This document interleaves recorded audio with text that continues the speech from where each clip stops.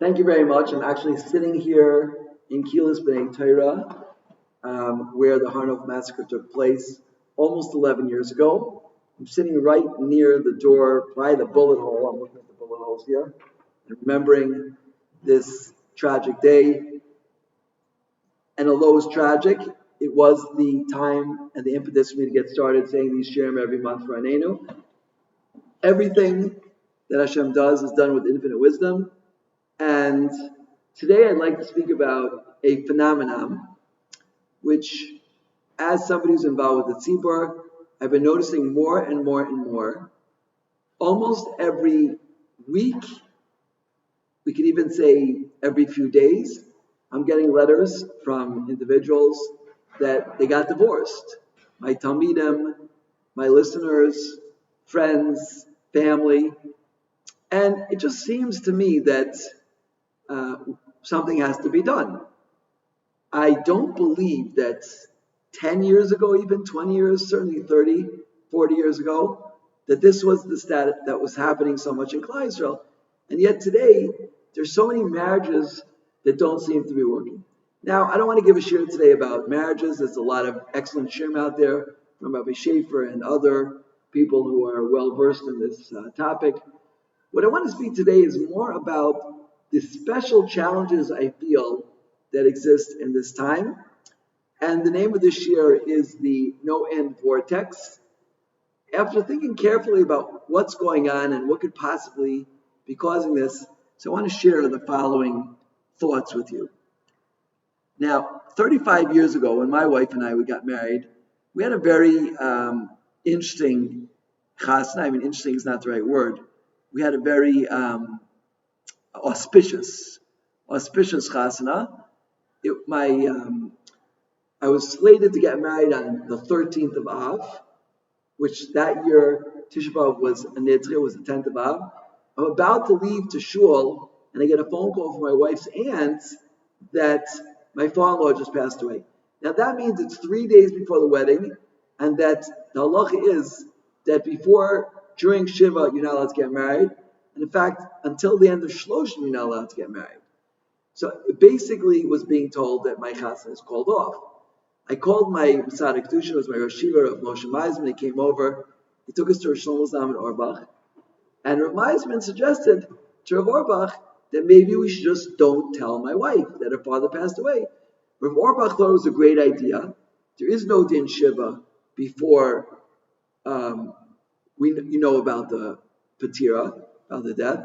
And that's what happened. My wife did not know her father had passed away.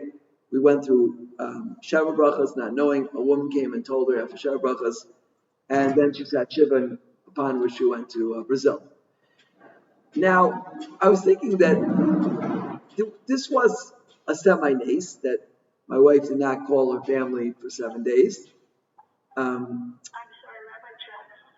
We're having trouble hearing you. Yeah, I'm going to speak up. Yeah, it was a semi. It was somewhat miraculous. Is that better? It was somewhat miraculous. I'm sorry. Let's try this then. Is that better? Is that better? Yeah, okay. It was somewhat miraculous that we were able to hide for 10 days that my father-in-law had passed away. And I was thinking that if this would happen today, 5 seconds after it would happen, my wife would already have 20 emails, 40 WhatsApps, 60 texts, wishing her condolences that her father had passed away. And it's quite astounding how much the world has changed since then. 35 years ago, a woman could get married, her father could pass away, could hide that for 10 days, and she'd get married. Today, it would never happen. After 5 seconds, everybody in the whole world would know, and it would have been public knowledge already. And this phenomenon that we're facing today, that we have so much communication, right? Texting, WhatsApps, emails. Even 35 years ago, there were no cell phones. If you wanted to make a phone call, You went to a phone booth. I was walking in Manhattan, and there was a man with his father, and there was a phone booth there which didn't have a phone in it. And he was trying to explain to him this archaic thing called the phone booth, where you actually, instead of carrying your phone, you had to go into a booth and put 25 cents in and make a phone call. Right? Remember, we used to daven mincha there when we got stuck. So this is the world has definitely changed. The world has definitely changed, and today we're flooded by communication. So many ways to communicate, right?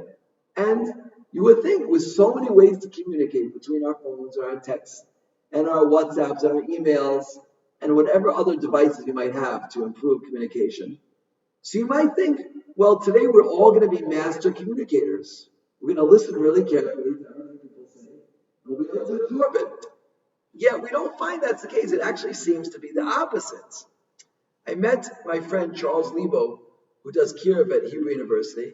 He told me like this. He said, it used to be you had 5 minutes if you met someone to try to be makar of them. You could ask them a question. Maybe they would ask you a question. You could engage them in conversation. He said, today you have 5 seconds, and it's not 5 straight seconds. It's 5 seconds on a curve, right? Which, so you're going down. You have like 1 second, and then you're gone. So the concentration rate has definitely declined.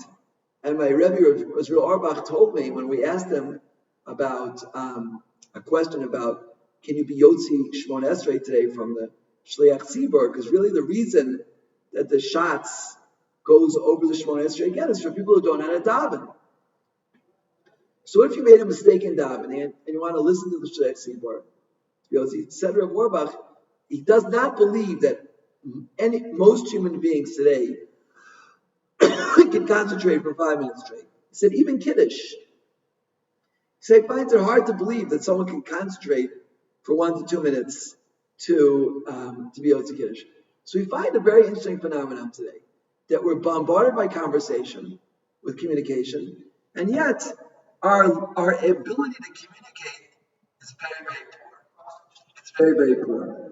So let's try to understand what effect that's going to have on our lives. What effect is that going to have on our lives?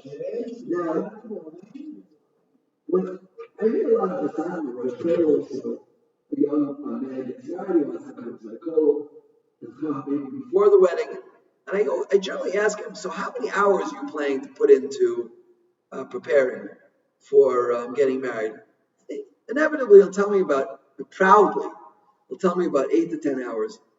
To which I respond to him, would you go to a brain surgeon who learned brain surgery for 8 to 10 hours? Marriage is much harder than brain surgery, and yet people are fine putting 8 to 10 hours into marriage. And, they wouldn't go to brain surgery for 8 to 10 hours. So what is it, what really is needed that Hasana, and not just Hasana, but husbands and wives. Because sometimes I hear people are getting divorced after a month, and sometimes it's after 20, 30, 40 years.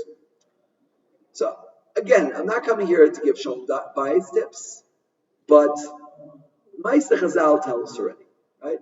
A man who wants his relationship with his wife to work, it's really a job, yeah? If a man doesn't 24/7 think about what he could do to make his wife happy, to think about her, to communicate with her, to feel her feelings, to connect with her emotions, then the marriage is going to fall to pieces. And it's the same thing with the women, right? If a woman doesn't constantly work on a relationship with her husband, as the Rambam says, the Rambam describes, I believe in the paragraph of Hilchos Ishus, or maybe it's Yerches, maybe I made a mistake, how a husband is supposed to treat his wife. He's supposed to love her like himself. Honor her more than herself, but he only has enough money to buy jewelry for his wife, and he has to wear simple clothes. He should do that, right? And a wife has to know how to treat her husband. Work must be poured into marriage, yeah? And if you don't put that work into marriage, then the marriage is going to fall apart. Yeah? One young man wrote to me last week, and he was in my call. It wasn't cold. He was a big master. He was a big time chacham. He was a big Talmidus, big Baal Musar. And he said, "My wife wants a divorce. I have no idea why. I have no idea why." So what's going on here? Why is it, right, that the marriage is suffering so much? Number one, and number two, it seems like people are just not putting in the time today. So it used to be there was such a thing as time. I remember when I was younger, we had time. There were no cell phones. There were no email. There was no WhatsApp. There was no texting. If you weren't learning, right, and you weren't taking care of your needs, so you had a few minutes to think about your life, to maybe to relax, to read something lighter. There was something called time. People had time, right? There was time. Yet today, in today's world, there's no more time anymore. And I call this the no-end vortex. What does that mean? A vortex is like a tornado. It's like a situation where you're just stuck in a very, very difficult situation. And the situation we're stuck in today is that there is no end. You send an email, and then another email comes, and you answer that, and another one comes. You could be hours and hours. And if it's not email, it's a WhatsApp. It's not a WhatsApp, it's a text. It's not a text, it's somebody you have to call. I remember when I was a Bacher in the Mir, one of Rav Chaim Shmulevitz's Talmidim said that a Bacher walks in the street and he's not thinking in Torah, so he's not a real Ben Torah. Today, as soon as anybody gets in the street, they're on their phone. It's a perfect time to make phone calls, right? Okay, and it's good. It's good that people should make phone calls and be in touch with whoever they need to be to. But we have a situation today where every single second there's something to do. Yeah? Every single second there's something to do, and we're really, really busy.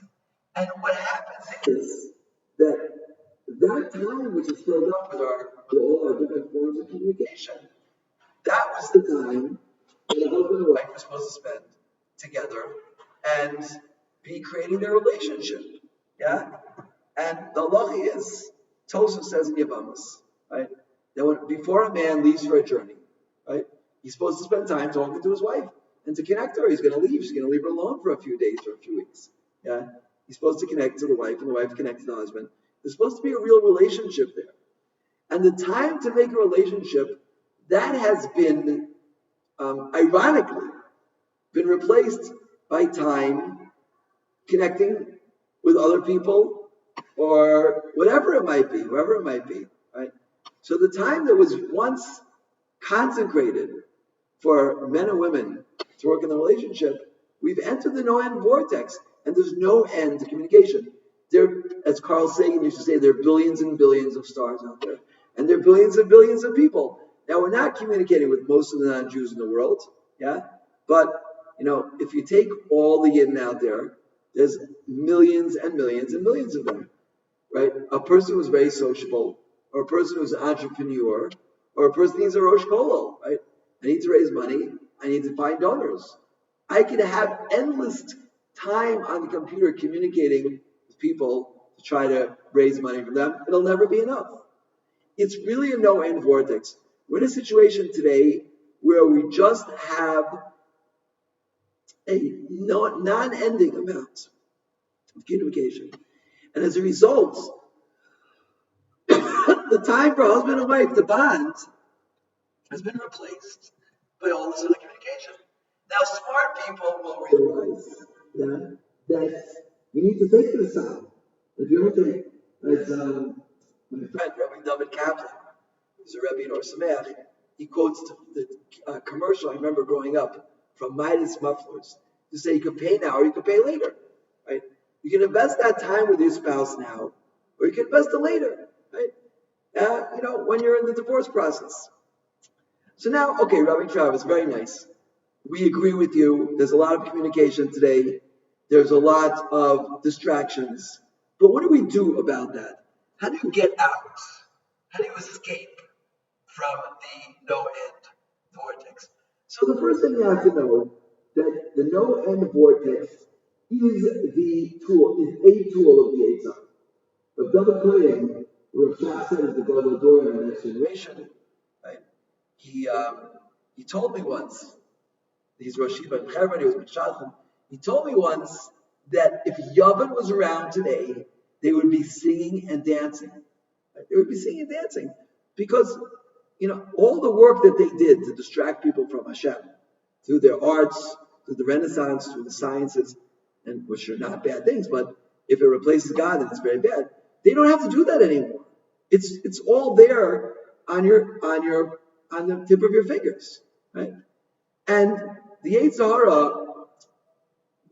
Hara today doesn't have to do anything because, it's the amount of distractions that exist today, the amount of time that's invested in all of these communication utensils, tools. It's just there's no time left, right? Sheinberg once told me, I asked him, how do you defeat the Yetzer Hara? How long does it take to defeat the Yetzer Hara? Sheinberg told me 1 second. I said, 1 second? Yeah, 1 second. Just think and you realize that you have to do something about it. But if you're so caught up with everything, there's no time to think. Yeah, it's really a vortex. And I want to share with you, people listening in America or any part of the world, they might think this is crazy. But the Rabbanim in Eretz Yisrael, they realized something very, very deep over here. When technology started sprouting, and again, every person has to know their social group, their route, their needs, what is the right thing for them. But the Rabbanim in Eretz Yisrael had great siyata shmaya. When the internet, smartphones, even cell phones were launched, they realized that this is something which could be very helpful. On one hand, a phone, you have a cell phone, it can be very helpful. You can give a shir, you could be sitting in shul and be giving a shir. I hope it's clear. But at the same time, they realize it's dangerous. Rav Pesach Falk once told me, in Gateshead they forbid sending text messages, right? And in general, none of the phones in Eretz Yisrael have text messages, right? Because a boy would feel very awkward, calling a girl up on the phone or something like that, and getting into such a situation. But texting, you could do whatever you want. Nobody's ever going to know about it. No one will know who you're communicating with. That's number one. Number two, once you have texting, again, the amount of time that you could spend texting is a no-end vortex. So the Rabbanan when this technology started coming, they made gedarim on it. They made fences on it. And again, everyone has to have their own das Torah and know what is the right opinion for them. My brother told me that flip phones are becoming much more popular in America. And even major people in the world, non-Jewish celebrities and great thinkers are realizing that it's just too much. There's no headspace anymore. People don't have time to think, right? And this was something that Rabbanim in Eretz Yisrael was to realize from the outset. Yeah? From the outset. Now, I myself, I'm glad to say I have never surfed ever on the internet. I don't use the internet. I use email to communicate with people, and I make my email very available to everyone wants to write to me. I get many emails every day. I try to answer all of them as much as I can, even though I hardly have time to sleep anymore. When I'm in the base medrash, right, my phone is off for 12 hours. I keep my phone off, and I'm able to learn. Right? Chazi said, if you learn 12 hours straight without distraction, you come close to Ruach HaKodesh. I want to learn Torah of Hashem and come close to Ruach HaKodesh. Again, I'm not always successful. I do have a phone that my wife can reach me at, and I do value the time that you speak to my wife. But when I'm learning, I'm focused on the learning. And Rav David Kohen, right, explained the Gemara in Sanhedrin. The Gemara in Sanhedrin says, "Ma yatsa adam yatsa mechavel Mashiach." What can men and women do to save themselves from mechavel Mashiach? There's two things. The Gemara says, I believe it's on Daf Sadi, Sadi Dayan in Sanhedrin. The Gemara says, number one, they should be yasik b'Torah, and number two, be yasik b'Torah. What is askus b'Torah? Askus b'Torah means learning Torah straight without distractions. Don't talk about other things, right? Even stories about Gedolim, even Musar of Chaim Blazin says dangerous because you get sidetracked. Yeah? Just stay focused on what you're doing. That's called the Satskas B'dar. That's very nice in Torah, but how do you do that? Gemilas Chasadim. How can a person 24/7 be Osik in Gemilas Chasadim?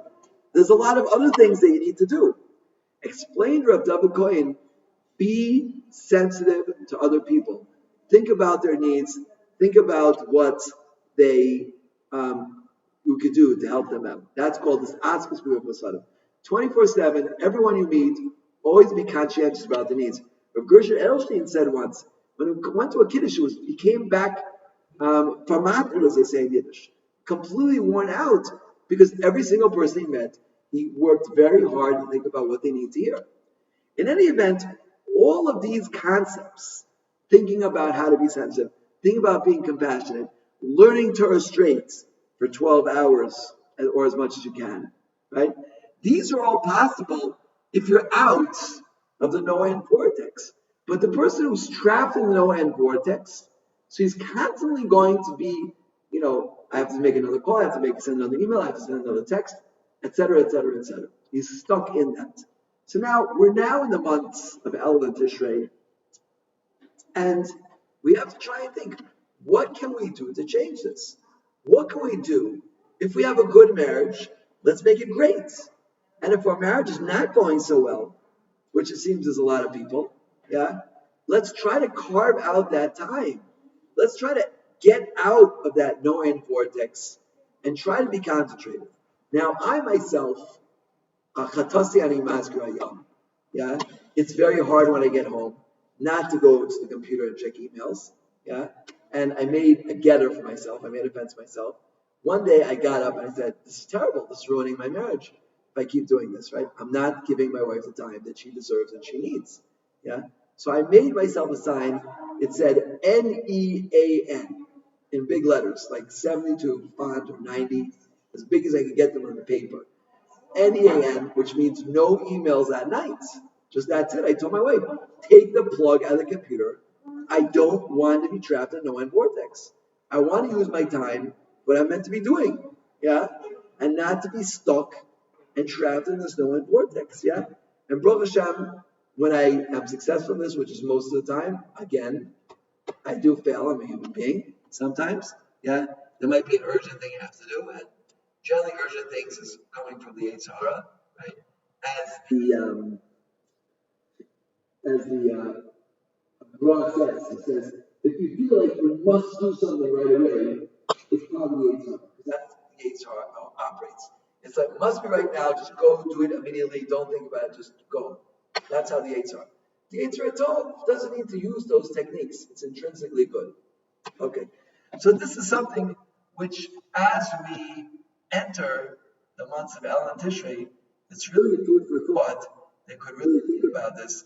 This could improve our lives, not just our marriages, but everything in our life. Because when you have time to think about what you're doing, your life is so different. It's so much better to live a life where you're thinking about your things. And I just want to conclude here today with some amazing words that the Mesilas Yesharim said. I had gotten it from my computer, but it seems like it got erased. So it's Mesilas Yesharim, Perek Beis, which is about zeros. So the Mesilas Yesharim says like this, And this is the beginning of the Midah of zeros, which is carefulness. The Mesilas Yesharim says like this. I'll read it to you. It's a very good paragraph to work on in El. It's in the chapter 2 of Mesilas Yesharim. It's the second paragraph in the second chapter. And the Mesilas Yesharim says like this. I'll translate it into English. Yirmiyah bemoaned the facts that the people of generation, right, were very, very lax in thinking about their lives. And they were hiding themselves from their actions. Right? And then continues the Mesilas Yesharim in the next paragraph, right? One of the most powerful weapons of the Yetzer Hara, and its most cunning weapon, is to give us so much to do. We're so caught up in the no-end vortex. They don't have a second to think about their life. What are they doing? Are they fulfilling properly their obligation of Talmud Torah, of tefillah, of Beinam Lechavera, with their spouse, with their friends, with their family, with their children, right?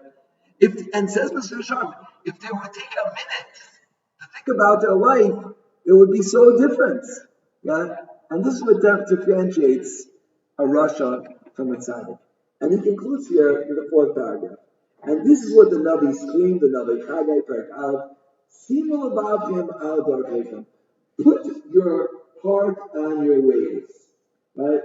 And Shlomo Melech said Berechacha, Al Titim Shein Leinecha V'Tnuma L'Apapecha Tinatzol K'Svi Miyad B'Chulei. Kol Asam Archos V'Och Mazeh Zocher Rabbi Shlomo Shalom Kadosh Baruch Hu. Basically, here the bottom line is, right, that if you think about, first of all, read the Noah Vortex, whatever you do, not telling you share your iPhone. If you can, it's an amazing bracha. For 10 months, I didn't have any cell phone at all, right? For me, that was mamash olam haba. I got one and I gave the number only to, my wife and very select individuals, and I keep it off most of the time, right? But I was free. I was a complete ben harm because I was out of the Noah Vortex.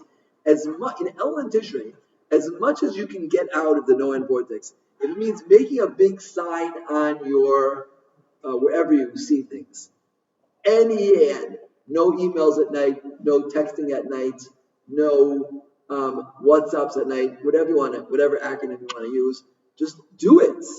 It will improve your life so much. You will say, Rabbi Travis, thank you. I appreciate so much that you gave me this wonderful Eitzah, and you saved me from the no-end vortex. Yeah? And it's not me, it's Mr. Sharma. Mr. Sharma was already saying this 500-600 years ago. People were already in this no-end vortex without cell phones and without iPhones and without texting. And they were still in this no-end vortex. So let's take this time before Elul, Erev Rosh Chodesh, Friday, Thursday, Friday, Shabbos, Kamitz Rosh Chodesh, Sunday, Monday, and as much as we can in Chodesh Elul. We all know that Elul stands for Ani L'Dodi B'Dodi Li, but the Mishnah Berurah adds another acronym. Es L'Bavchem Ves L'Ve'av Zoreichem. Our hearts and the hearts of our children. Right? We should circumcise them. How do you circumcise your heart? You circumcise your heart by eliminating as much clutter as you can. And the main clutter we have today is all of these communication utensils which are stopping us from communicating with the people that we're really obligated to communicate, which is our spouses, our spouse, our children. If we're not Arab or Timani, we only have one spouse. So that is my message for this month. I give everyone a bracha that they should be zoiche as much as they can to leave this no-end vortex, to clear their heads, to be free thinking. I once was learning with a surgeon. He said, right, Travis, I cherish the times that I'm learning with you because I have 1 hour a week to free my head of everything else. And this is the way tefillah is supposed to be. This is the way communication with your spouse is supposed to be. This is the way communication with your children is supposed to be, right? When you're talking to your son and you're sending an email or a text or a WhatsApp or anything besides focusing on him, then your son feels estranged, your daughter feels estranged. These are critical relationships. These are how we are going to have healthy children. And these are the things. This is Es-El. Es-Lebavchem Levav Zoreichem. How can we circumcise our own hearts and the hearts of our children? We could do it by real communication with them, connecting with them, feeling their pain, being together with them, empathizing with them, sympathizing with them. Anything we could possibly do to connect to other people, to connect to Hashem and to His Torah. All these things can only happen if we leave the no-end vortex.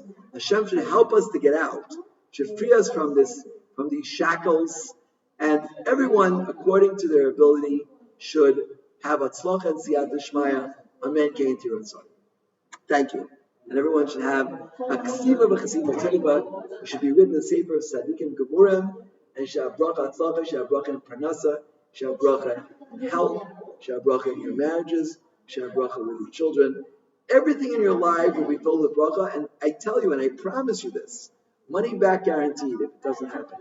The more time you spend out of the know and Vortex, just focusing on your relationships with Beinam Lamakam, with Hashem, and Beinam Lachaver, with your spouse and your children, the more bracha you're going to see in your life. It will be equally proportional. The more time you spend on your relationship with Hashem, davening with everything else out of your mind, which the halacha states in Shulchan Aruch, Siman Tzadiches, when you daven, you're supposed to be at a state close to Ruach HaKodesh, eliminating everything from your mind. Nothing should be in your head when you're davening. And same thing when you're communicating with your family. Nothing should be in your head. Your head should be completely cleared of anything else. Just focus on the person you're talking to. I want to finish with one more story. I heard this from Shimshon Pincus. I don't know if it's true today, but in the White House there's something called the Oval Office. In the Oval Office there are no pictures. Said Rav Shimshon Pincus, because when you're talking to the President of the United States, then you're not supposed to focus on anything else. If you're talking to Donald Trump, you're not going to be sending an email or a text or WhatsApp. It should be kal v'chayma with our spouse and our children. The same thing. We should focus on them completely, and certainly when we daven, we should focus our minds completely on the Bari Olam. Amen.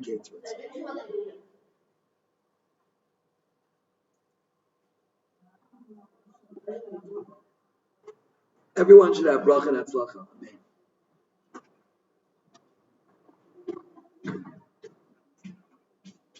Thank you so much. Thank you.